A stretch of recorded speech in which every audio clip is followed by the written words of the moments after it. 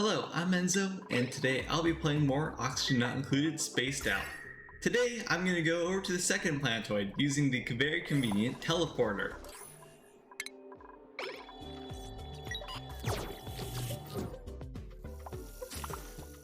And honestly, since I didn't really pay much attention to what planetoid is what when I created the world, I didn't know what to expect here. But it looks like a sandstone biome, so that's neat. There's also a saltwater geyser. But more importantly, there's also a frozen duplicant. I'll unfrost them later because I don't really want to have to deal with two duplicants for now. I just got to get some basic stuff set up before I can actually unfrost them. Now, this is just a normal setup. I need to get a bathroom done, some beds down, but very conveniently, there's actually a pitcher pump right there with water. There are no other really good water sources, so that's extremely nice to find. I then decide to unfrost the duplicant. It's a Travaldo.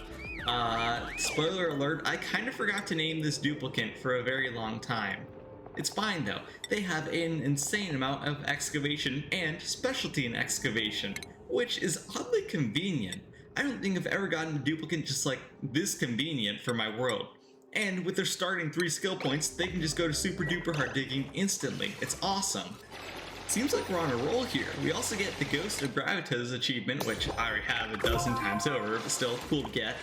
And then I saw these outfits and thought, okay, yeah, I remember something about a new duplicant clothing system.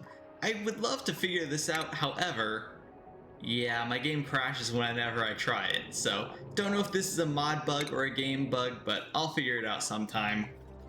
On a reload, we get a glimpse of the real reason I came here, is this awesome oil biome. It has fossil, which can be turned into lime, lead, which is a cheap refined metal, but most important of all, oil. Everybody's favorite. The only issue is it's a little too toasty for our duplicants to enter right now, so I'll save that for later. Speaking of toasty, the oxygen generator is getting a little toasty as well, and it's in the center of our base, which is probably not the best idea. So this is why I'm building this rust deoxidizer setup with some gas pumps. And I also decided to hook it up to the cold of this tundra biome, which I'm using as my industrial area for now, because, you know, it's cold. I'm still not sure why I just wanted to keep using powerless gas filters, but trust me, don't. It's not worth the hassle. Maybe in rockets, but even then I decided to stop using those a long time ago. So yeah, powerless gas filters, more of a hassle to set up than they should be. Just take the power and heat costs of normal powered gas filters. Trust me, it's more worth it. This clip is played at 4 times speed, and I thought it was just cool seeing the battery charge and then use its energy, and then charge and, yeah, infinitely repeat. I thought it was cool. I will probably add more batteries later on as I have a larger power grid. While we're excavating the second planetoid, I had another project I was going to work on, a Draco farm. Mostly because we need plastic and reed fiber, because we can't really get them any other way just yet. I can't have any buildings ever damaged, so that's why suppress notifications is such an awesome mod, especially because the battery shouldn't even be there in the first place. I'm finding all sorts of neat things this run, like a completely entombed water weed. It's a really odd sight. The real question though was, what was near that overheating battery? Well, it appears to be a neurovacillator. I haven't used any yet, but I will eventually. This is the first time I can actually get a really good look at the oil biome. There's our neurovacillator. There is a bunch of oil wells, that's an awesome sign. There are also a bunch of slicksters. The only issue, like I said earlier, is it is way too hot for duplicants to go in. If they do, they will just get scalded.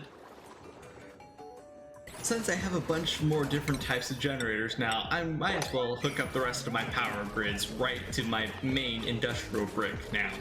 It's also a lot better than having duplicants on manual generators all the time. Now, our Draco farm does have a few issues, but the most important one is heat.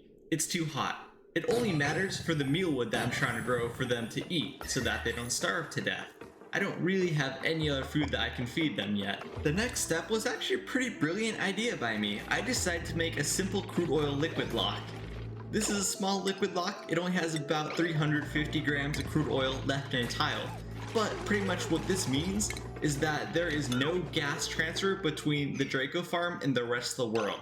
This means that the hydrogen stays in there and doesn't go everywhere, which is good, because Dracos need hydrogen to grow their scales, which gives me reed fiber or plastic, which, yet again, is good.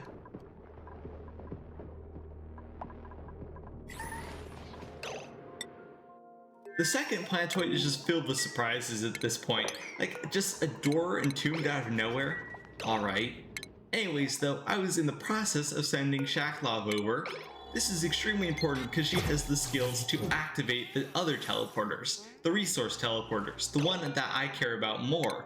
This is mostly because we can start sending stuff back and forth, which can be useful now and later on. Enter an oil biome for the first time. I wondered where that happened. Anyways, I guess it's time for me to explain my master plan. The whole idea was to send carbon dioxide using those teleporters, that's why I activated them, into the oil biomes for the slicksters to consume them, and theoretically cooling it down a little bit. However, I forgot just how little specific heat capacity carbon dioxide had, so it's not going to cool as much as I thought it would.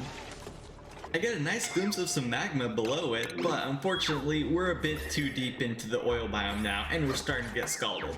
Or they're just staying in for too long, one of the two.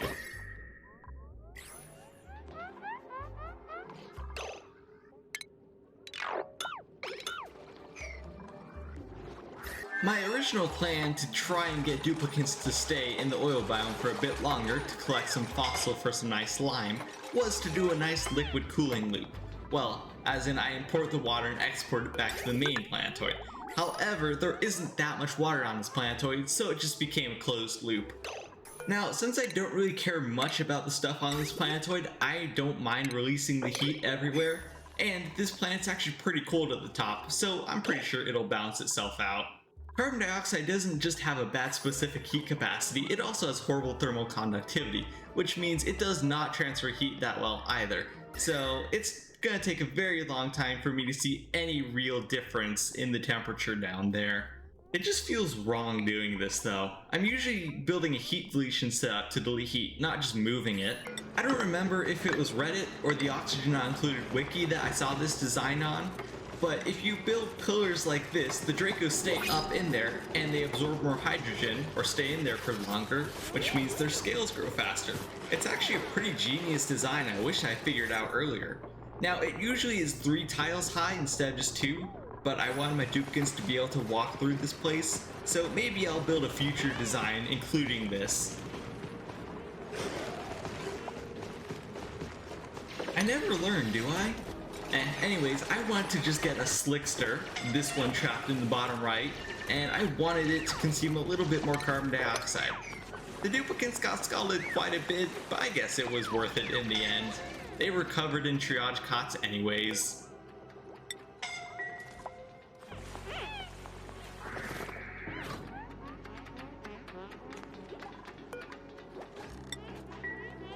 I should have mentioned I'm getting the carbon dioxide from the industrial area because I'll be producing a lot more carbon dioxide in this area later on.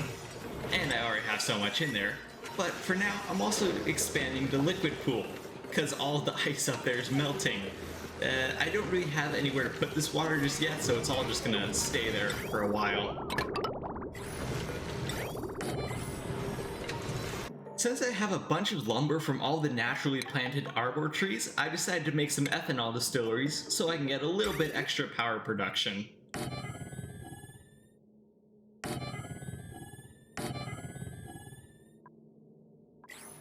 When I was looking around a while later, I saw that some water got into the oil biome. Now, this kind of created an infinite gas vent.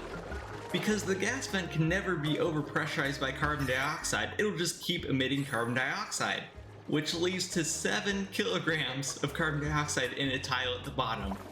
Yeah, I'm gonna seal this off, but I'll let it keep going for a while, because that's actually pretty convenient. Now, I almost never use coal generators because of how inefficient they are, but I have so much coal from hatch ranching that now it's kind of worth it, especially because I have no other options currently.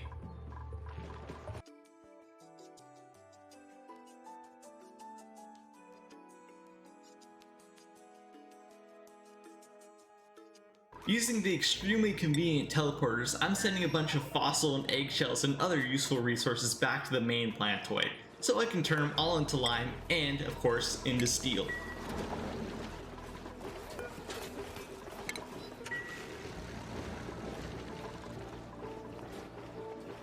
I also finally decided to seal up the steam vent.